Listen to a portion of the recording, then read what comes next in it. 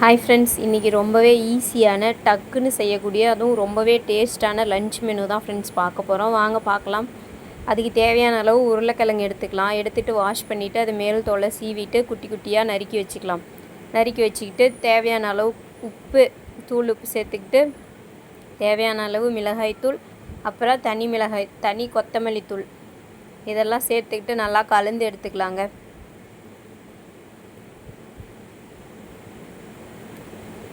தனி கொத்தமல்லி தூள் எல்லாம் சேர்த்துக்கிட்டு நல்லா தனியாக கலந்து எடுத்துக்கலாங்க.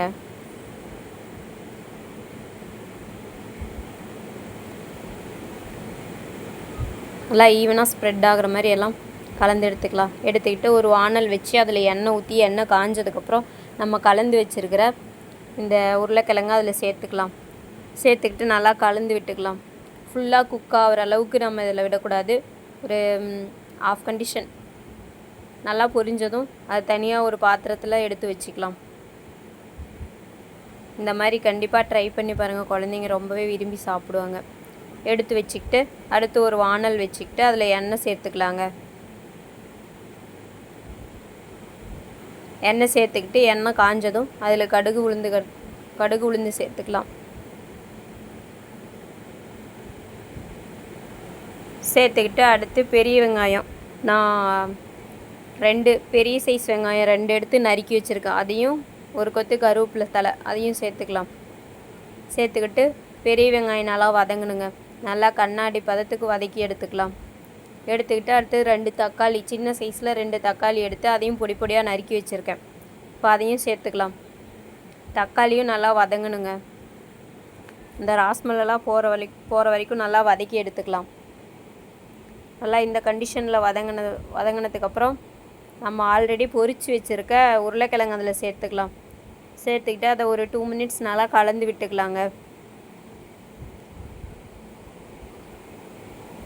கலந்து விட்டுக்கிட்டு நம்ம சாதத்துக்கு தேவையான அளவு மிளகாய்த்தூள்,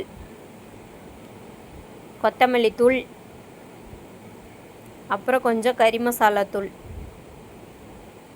அப்புறம் சாதத்துக்கு தேவையான அளவு உப்பு இதெல்லாம் சேர்த்துக்கிட்டு நல்லா கலந்து விட்டுக்கலாங்க. நல்லா கலந்து விட்டுக்கிட்டு ஒரு 5 மினிட்ஸ் நல்லா வேக வச்சு எடுத்துக்கலாம். ரொம்ப நேரம் வெந்துடக்கூடாது. கரெக்டாக வேகிற கண்டிஷன் பார்த்துக்கணும். ஒரு 5 மினிட்ஸ் நல்லா வேக வச்சு எடுத்துக்கலாம்.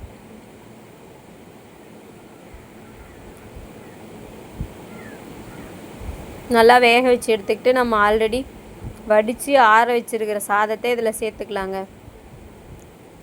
சேர்த்துக்கிட்டு சாதத்தையும் ஒரு 5 மினிட்ஸ் நல்லா கலந்து விட்டுக்கலாம்.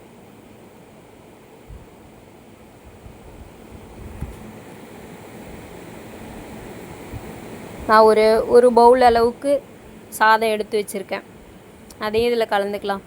கலந்துக்கிட்டு ரெண்டையும் நல்லா மிக்ஸ் பண்ணி கலந்து விட்டுக்கலாங்க. உப்பு செக் பண்ணிக்கலாங்க. அவ்வளோதாங்க. ரொம்பவே டேஸ்டான பொட்டேட்டோ ரைஸ் ரெடி. லஞ்சுக்கு கொடுத்து விடலாம். குழந்தைங்க ரொம்பவே விரும்பி சாப்பிடுவாங்க. அப்புறம் நம்ம சேனல் பிடிச்சிருந்தால் லைக் பண்ணுங்கள், ஷேர் பண்ணுங்கள், கமெண்ட் பண்ணுங்கள். மறக்காமல் நம்ம சேனலை சப்ஸ்கிரைப் பண்ணிக்கோங்க. கண்டிப்பாக ட்ரை பண்ணி பார்த்துட்டு டேஸ்ட் எப்படி இருந்துச்சுன்னு கண்டிப்பாக கமெண்ட்ஸில் சொல்லுங்கள் ஃப்ரெண்ட்ஸ். வேறு என்ன சாதம் வேணும்னு கண்டிப்பாக கமெண்ட்ஸில் சொல்லுங்கள். அவ்வளோதான் ஃப்ரெண்ட்ஸ். பாய்.